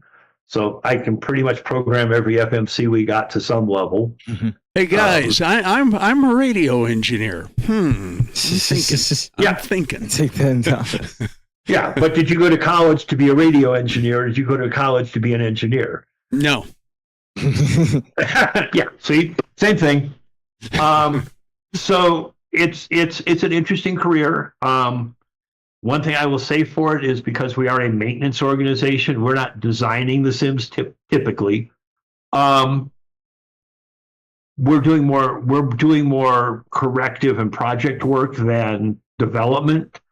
Although in my case, we use I think most of you should be familiar with ACARS at this point. We use simulated ACARS because we don't have the ground side in the simulators, because we don't have ATC for CPDLC or for ATS. We don't have the company because the company really doesn't want us using their computing resources when we're not in real time or in real flights. So they're over there, we're over here. So we have a complete simulated ACARS system. It's all canned messages. We don't like our instructors composing messages. We think it takes away from training time. I'm a pretty strong believer that the instructors should be using as much automation in the instruction as possible, so they're paying mostly attention to the student and not sitting sideways looking at an instructor station trying to play all the roles, just like your SATs, your simulated ATC you guys use. That's why you have VATC to take care of that. So we have a simulated ACARS system. That's been one of my core assignments for the last decade. So pretty much all of the implementation of the ACARS system is mine, but I don't do any of the messages. The editors for the messages I'm responsible for, but the creation of the messages, that's the training department. So we have pilots that come up with the training scenarios, build the flight plans, build the message sets that go with them, all the book side, all the schoolhouse stuff. We get involved with only to implement what the training department syllabuses that are approved by the AQP program have put together for the next 9 months. Yeah. Dave, let me ask you this. One of the major companies that we get aircraft from, of course, is PMDG. And they have modeled the 737 series and the 777 now, and I think they're working on a couple of others. I really hope one day we see an 800 MAX out of the group. I'd really like to see that. Very soon. Yeah. Oh, good.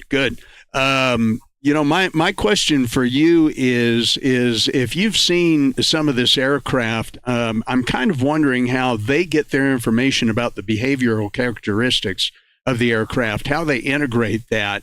And, we say in the flight sim that it's a, study level model of the aircraft and how it operates. How would you rate those compared to real world and, once again, your professional level simulators?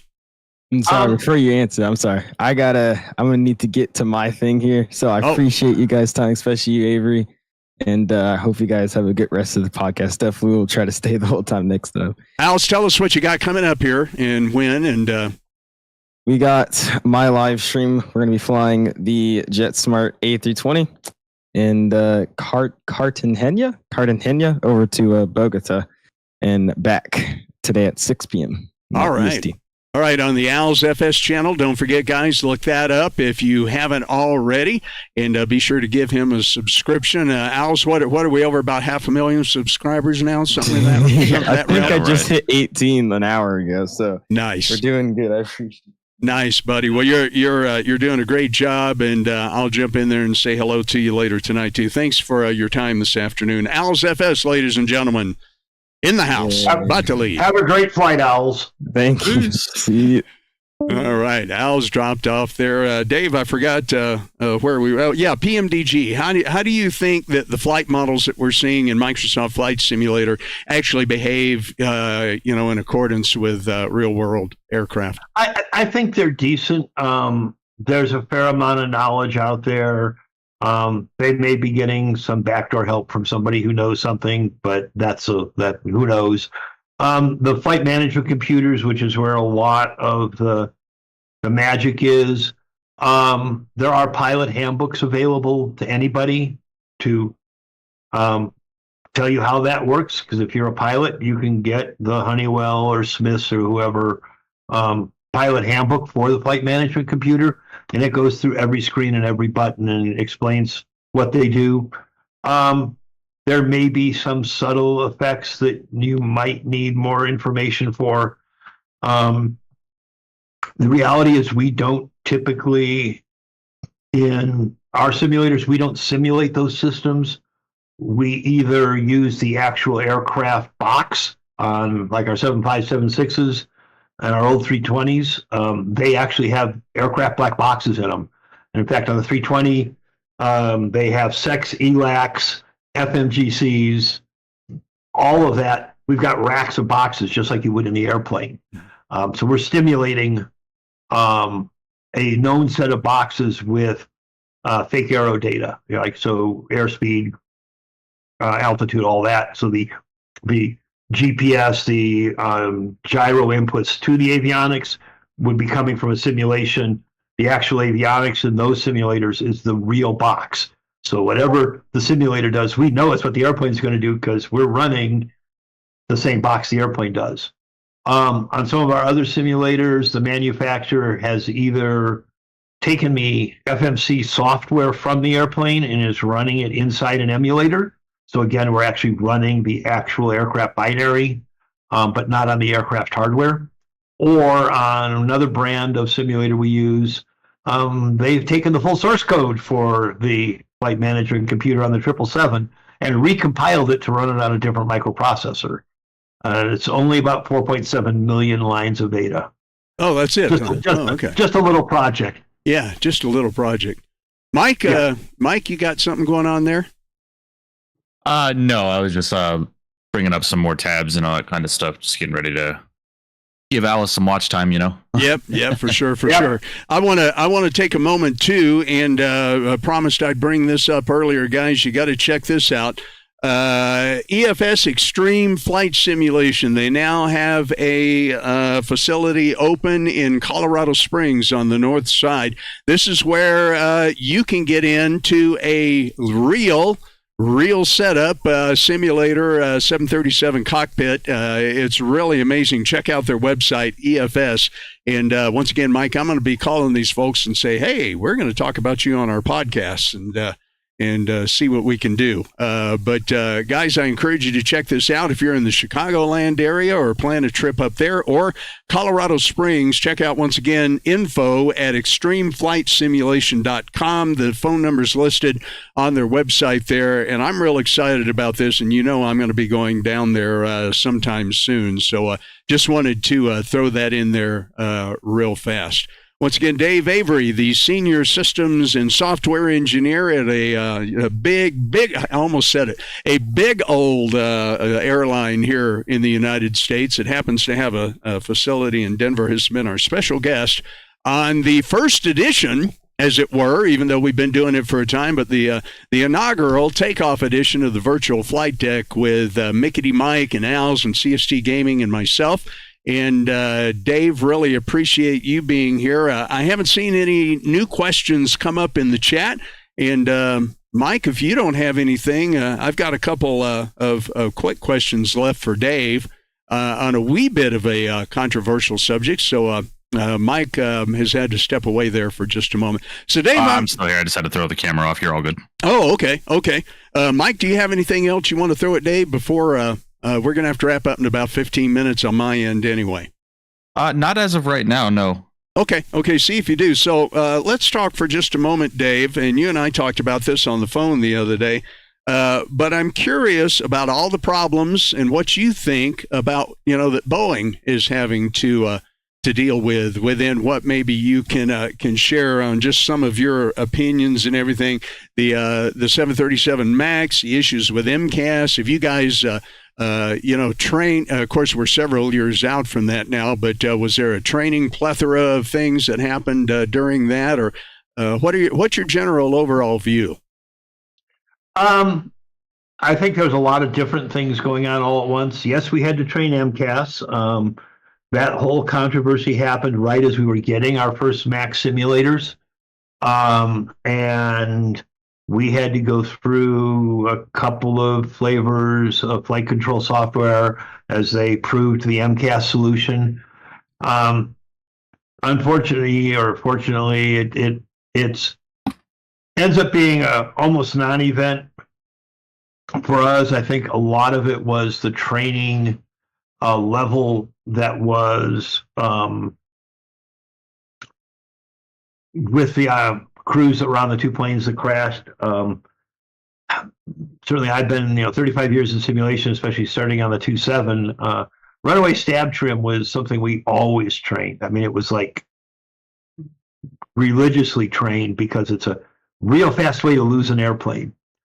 And even when we were doing flight engineer training, that was something they had to be aware of and know what to do on a runaway stab trim. And it's a type of scenario where you don't have time for a checklist.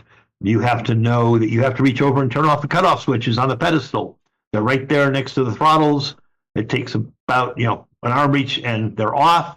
If you see the stab wheels start moving, and on a 737, there are these big stab wheels on either side of the pedestal. They're pretty obvious. They even got a white stripe on them, so you can't miss that they're spinning.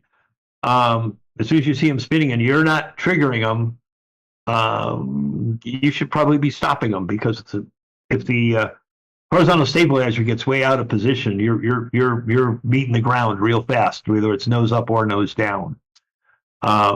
So the fact that they let the airplane get that far out of trim says to me that there was a definite crew failure there.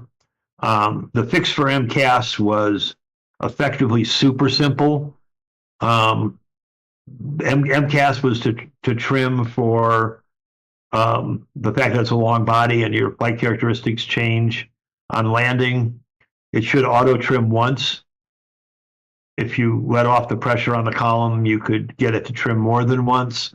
They just put basically a counter in the trim loop and said, have you done this flight? Yes, no, only do it once. That's the fix. So it wasn't very complex. MCAS is just a little part of the flight. It's a subroutine in the flight control software. It's not even a separate box. It's literally just a tiny little subroutine that they made a little software change to. But yes, we had to train everybody on it. Most of our people, and I think most of our pilots, considered it, that's interesting. We've heard enough about it. We've seen it once. Okay, we're done. It was unfortunate. There's a lot of controversy about the MAX just in general. I'm just going to say that Boeing sold what the customer wanted. Boeing has a major customer in the south of the United States that's an all 737 airline, and they wanted a bigger airplane, but they didn't want it to be a not 737 because they didn't want to have to deal with what the other airlines have to deal with, which is multiple fleets and multiple type ratings. And so they pushed Boeing pretty hard to get them something that they could keep under their training program. That's the same operation when they got their NGs. The NG has a display option on their ICAS screens to make it look like round engine cages. So it looked the same as their classics. Wow. So yeah, that was option that was put in there for that airline. I see. I got there's a lot of blame to spread around, but I think Boeing probably would have built the 37 variant anyway because it's cheaper than building a white sheet airplane like the 787. But to get that big an airplane and make it fit with a 737-500 that's, the super short guppy, that's an awful lot of variance. Probably wasn't the best decision in retrospect.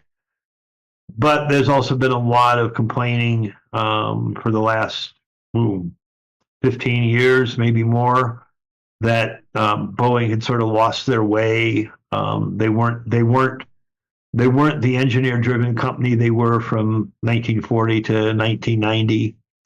When they merged with Douglas, the executive suite got populated with more management types and less engineering types. And Wall Street loved it. The stock loved it. They spun off Spirit Aviation, which made the fuselages for the 737s, and their stock went way up because Wall Street loved that. And last week they bought it back. Wow. Because they lost control of it. So, there was a lot of things to push around. I mean, Boeing is a super diverse company. Right now, they're, another huge controversy now with the space station and Starliner. Yeah. And that's still up in the air. I haven't heard anything in the last 2 days that makes it sound like it's coming home any sooner. Yeah. Yeah, as a matter of fact, on the news, it's been saying maybe even February that the crew will come home. So who knows what's going to happen with the spacecraft? Oh, that's one of the options that's under heavy discussion. Is Crew 9 was supposed to launch next week, and it's been delayed a month. Mm-hmm. Crew 9 should have taken up 4 new astronauts to the ISS, and Crew 8 would have come home with the 4 that are up there. Now they're talking about maybe sending 2 up, and then the 2 from Starliner would join the 2 that are already up there, and that would become a crew of 4 and fill out the Crew 9 Dragon to come home in 6 months. Well, so there's only 8-day trip will become 9 months, and there's only 3 docking ports. So where are they going to put all these things? Yeah, they're no. They would have to kick Starliner off. Yeah, there's not enough parking. Starliner off unmanned. Yeah. Because there's a Cygnus up there now. There'll be a Crew Dragon replacing it in 3 months, or Cargo Dragon replacing it in 3 months. But they only have place for two crew vehicles, and they've already got 2 up there. So the only way they can launch another crew vehicle is to kick one of those out. Right. Well, it's going to be really interesting to watch it over the next few months and see what happens there. And Dave, once again, I want to thank you so much for your time. Dave Avery, who is a senior systems engineer with a major airline here in Denver for simulators and software. Dave, it's been wonderful. I really appreciate you being here with us on the inaugural kickoff of the Virtual FlightDeck anyway. And really appreciate your time, your knowledge, your expertise. It's been a lot of fun for those of us who are flight simmers, who not only have a passion for aviation and flight simming, but getting to hear a little bit about what goes on behind the real world scenes that you deal with every day. Dave, thank you so very much for being here. Yeah, thanks for having me. I mean, I've learned a lot about flying in my 35 years of flight simming in the real world. Unlike some of you, I don't have any pilot's licenses. Never needed one. Did I? Yeah, but I do have some coworkers who do. I've actually got one coworker who left the department last year and is out flying charters. Nice. Out of Centennial. Very cool. Very nice. Because he wants to go further. He was a CFI and he was doing a lot of teaching, and he got an opportunity to get a charter op, and so he's flying Citations, I think. Ooh, nice. Very nice. Very nice. Well, Dave, once again, thank you for your time. Thanks for being here. You and I will be talking some more, and we'll hopefully get to have you here on a future edition of the Virtual Flight Deck. You can share with us some more insights to the aviation world and a major airline. Thank you again, sir. Appreciate it.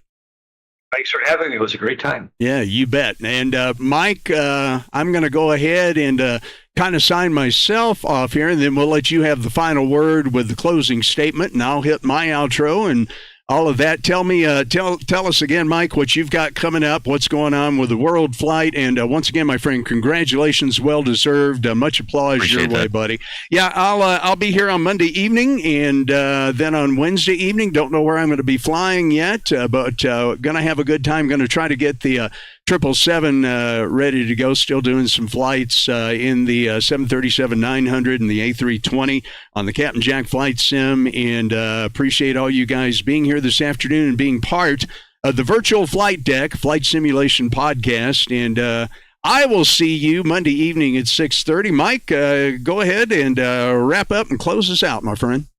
Sure. Well, ladies and gentlemen, really do appreciate you guys tuning in with us all today for the first installment of the Virtual Flight Deck podcast.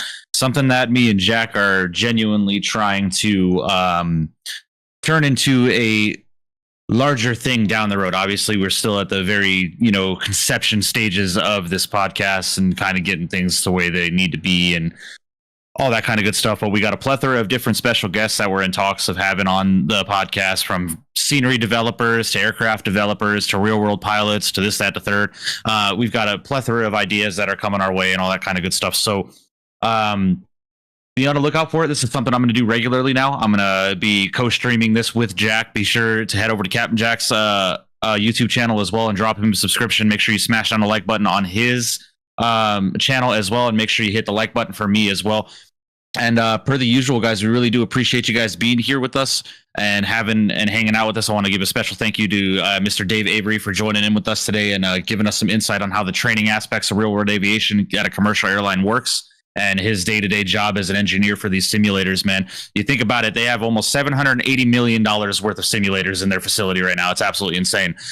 So I really do appreciate you guys tuning in. Make sure you guys smash down that like button, comment, subscribe to the channel if you are new to the content. Midnight Maverick, really do appreciate you guys. Again, I have been accepted into the Wings for Hope World Flight Crew, so be expecting some announcements on that in my Discord and all that kind of good stuff.